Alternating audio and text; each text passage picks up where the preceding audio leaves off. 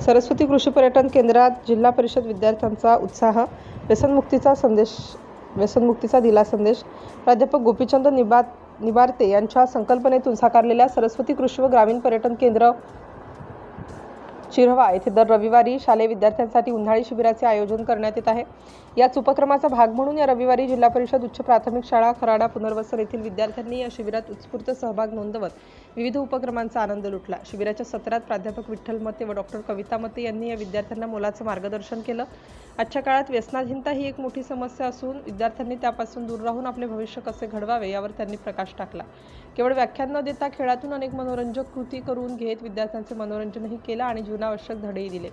दिवसभराच्या उपक्रमानंतर विद्यार्थ्यांनी उन्हाळ्याच्या काहिलीपासून सुटका मिळवण्यासाठी रेन डान्स आणि स्विमिंग पूलचा मनमुराद आनंद लुटला।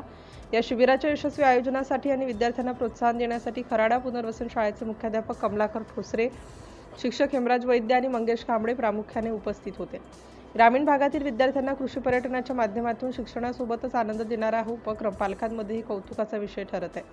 सिटी इंडिया न्यूजसाठी प्रतिनिधी लक्ष्मण मदनकर।